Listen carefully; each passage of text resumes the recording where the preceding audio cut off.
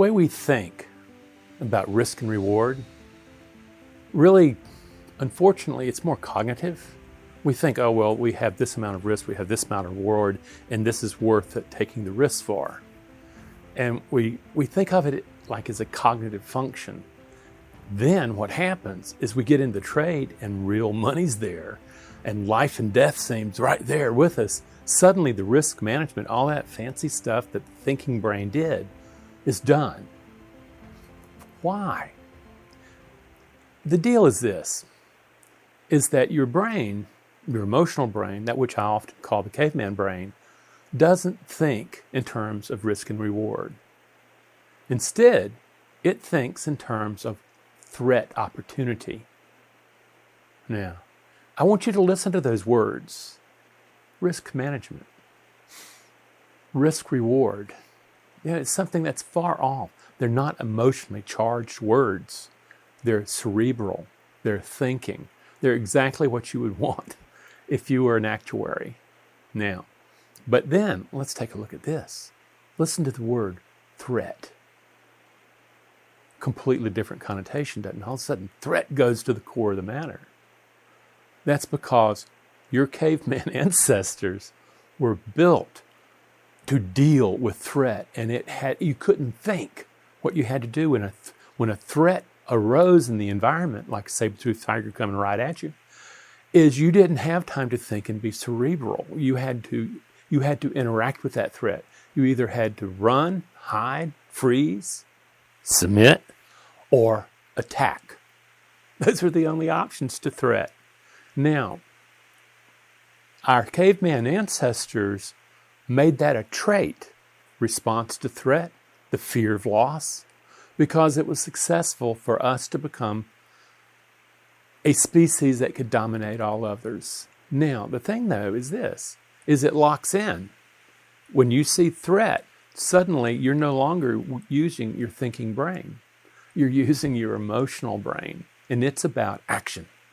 It's about reactive response to perceived threat. Now, if you've ever taken your really nice and fancy risk management tools into trading and found out that you revenge trade, you didn't want to take that loss. Well, no kidding.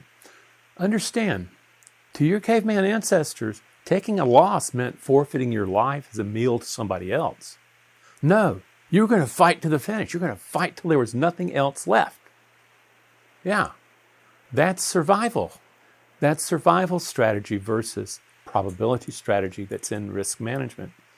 So we come back to this, okay, I can talk all I want about risk management, but what my brain, my emotional brain in particular, is doing is it's looking at threat in the environment that's in the markets, and if it's something viable, if it's something that could be potentially dangerous to your life, it's going to react in fight flight. Now, this is the other incredibly important thing to get. Caveman brain does not know about risk management. He doesn't know about taking small losses in order to be able to conserve your capital. If you gave a ton of money to a caveman, he wouldn't know what to do with it. He may burn it, but it doesn't mean anything. What means something to caveman brain is the power to survive, the power to control the environment, the power to control outcome, winning, the power to not lose, do everything under your power not to lose, because at that particular time, you lose, you're dead. Now, that's the threat end of this. And to caveman brain, there was also something called opportunity. Now you think about it. A woolly mammoth is a big creature. Yet, our caveman ancestors would get all cranked up, urgency to act, to attack one of those guys and take him down, kill him. It fed the entire clan for months. Got all sorts of stuff, clothing, you got needles, you got everything. Now, the problem was, there was also a lot of danger involved. Opportunity, danger, okay? Now, to do that, they had to be able to seize that opportunity, and they had to be able to get cranked up. They had to have urgency. They had to be willing to act right then. Yeah, that's exactly what we're talking about. And all of a sudden you start going, oh my gosh, what you're saying is when we're in thinking brain, risk management makes a lot of sense. And we need to learn to do that. The problem is we are ignoring our caveman emotional brain who does not perceive in risk management.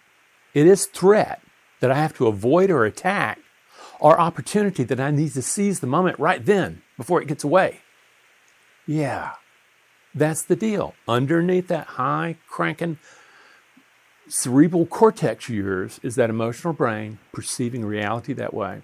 And unless you're able to calm it down, okay, so that it doesn't reactively just hijack thinking brain, every time you come to that moment of taking a loss or jumping on opportunity, you're back with caveman, and you're no longer thinking in terms of the loss being a capital loss. You're looking at that cost as being a threat to your biological existence. Yeah, this is why people have so much problems with trading. The opportunity, like an alpha, they see an opportunity and they want to seize it. They want to take action right now. Okay, because it feels good. It feels like, wow, I feel the testosterone. I feel the rush. Yeah, exhilaration. The problem is, in trading, that's going to get you in a world of hurt. Caveman required that to be able to crank himself up to attack huge creatures for dinner and to fend off huge creatures who wanted to take your life. That caveman brain is quite active, okay, in response to stress, in response to challenges, okay? Now, you're okay until you meet that challenge and suddenly that caveman wakes up. Oh my God, there's a threat. It's not a capital threat though. To caveman, it's a biological threat to its existence. Then you wonder why you revenge trade. You wonder why you overtrade. And then you get burned really bad. Then you wonder why you have a hard time getting into trades. Yeah, this is happening at the emotional brain. How do you work with this? This is really powerful knowledge. If you're listening to it, go, oh, I've been thinking risk management when I really needed to be thinking about threat opportunity and caveman's emotional response to those two. Yeah. What you're going to need to learn to do is not just regulate the body so that it doesn't get cranked up and go to fight flight. We teach that too. But you're also going to have to control the mind that shows up to manage that challenge. Because left by itself, meeting that challenge of risking capital is going to trigger caveman to thinking he's being attacked and it's a threat to his life and he has to act from that position. So you're going to have to train a mind, train the brain to do something alien to what it was built to do. And we can help you with that. I would love for you to go to our website, go to YouTube, probably where you're watching this, and start really studying what I'm talking about. And then start taking, like, say, hey, let me get the free book. Well, maybe let me get some guided meditations. Maybe get his book. But really when it comes down to it, once you realize that mind and biology cannot be separated, you're going to have to learn to work with that. Look at our courses. Okay? We've got group courses, we have individual courses. They're powerful, and they are built to teach you how to rebuild the mind. So, get out there, take a look at risk management, risk reward, and then compare that to threat opportunity. Think from the emotional brain, caveman brain, because when you're under stress, that's what's there. And we'd love to help you study more. Okay? Come to the website, check it out, really study. There's a lot of content there, a lot of free content. Study, friends. Learn. Come and learn.